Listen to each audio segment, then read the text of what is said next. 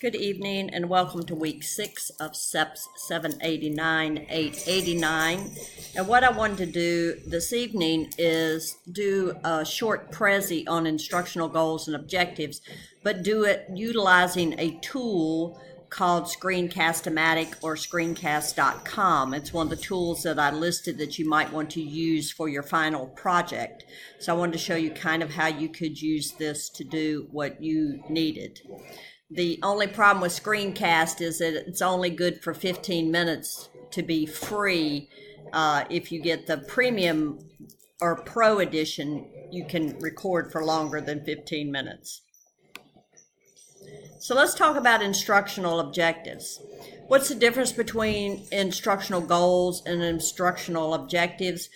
Goals are a broad statement. They are your major overarching idea of what you think the outcome of your instruction or your training will be. An objective is more specific, and it talks about how and to what degree this instruction is going to affect the learner. So one thing that these have in common is that they focus on what the learner will do upon completing your instruction or training. So we want to talk about some major approaches to developing goals and objectives. First, we want to talk about Mager's performance objectives. Now, his approach is designed to generate performance objectives and is inextricably connected to the behaviorist instructional design applications. So what he says is that he has three main objectives. One is action. Identify the action the learner is going to take. What is the conditions under which the learner will act? And what are the criterion? Specify how well the learner must perform the action that was learned to have successful completion.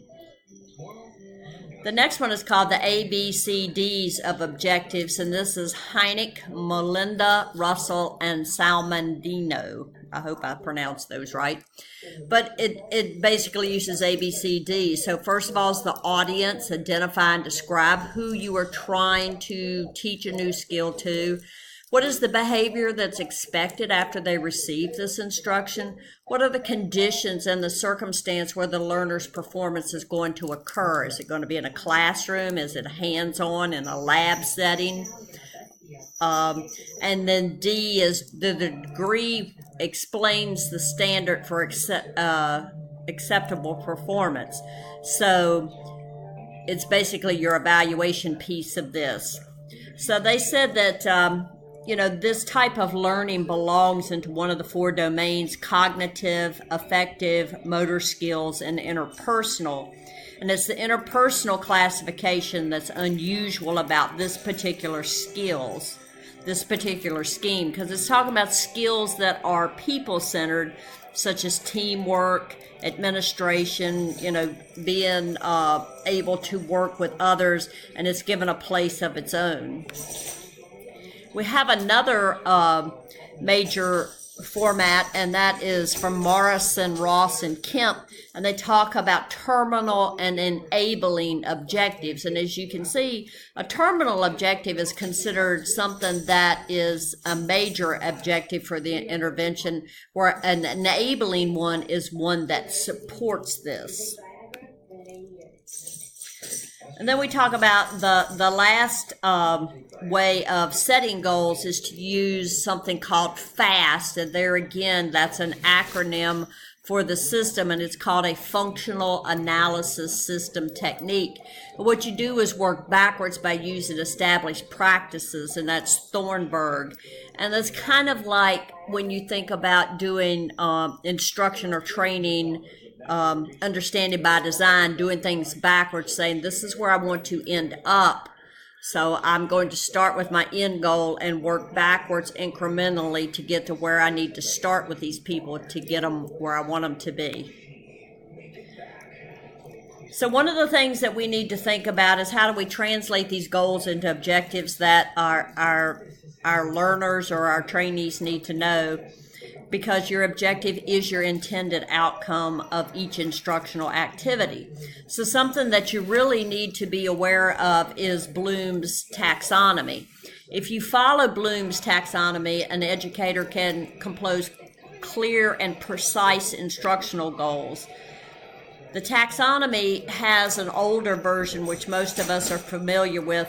The main change with the new version is that they have made it more action verbs, and they have also put creating, which is, we all know, one of the 21st century skills, at the very top of this. So the three main domains of Bloom's taxonomy are the cognitive, the affective, and the psychomotor. It's the cognitive domain that is most often used by educators, no doubt because cognition is the most often the focus of formal education. And so those of you who are in the educational arena will know that a lot of school systems and districts require that you write what they call hot skills, which are higher order thinking skills. And you always have to say the student will know, the student will synthesize, or the student will analyze. Another very important way to assess student skills is using Gagne's hierarchy of intellectual skills. And this one is very similar, but he takes this approach to similar to Bloom's, but he has three different categories where he calls declarative knowledge, which is your verbal information, affective knowledge, which would be your attitudes, and procedural knowledge. So we have a graphic here that shows basically some of the aspects of his way of thinking about things. So once you have written your goals and you have your objectives, then you need to evaluate whether my training was actually successful. Did I achieve what I set out to do? There again, most of us who are working professionals understand this very first bullet. That's the most important thing we do. Evaluating your success is always supported by the data that you gather during the learner and task analysis. So it's always supported by what you know that you have put forth to the learner and the results you've gotten back. You can also compare your goals, which, as you recall, your goal is the intention of the instruction, to your objectives to attain more data. So in summary, the things that you need to ask yourself when you're developing your broad goals and your objectives, you need to say, what is my overall purpose of doing this? Why am I presenting this? Is my purpose or my intention accurately reflected in what I've written as my goals and objectives? Are there any behaviors the learner should be able to exhibit once they've completed this treatment or this training?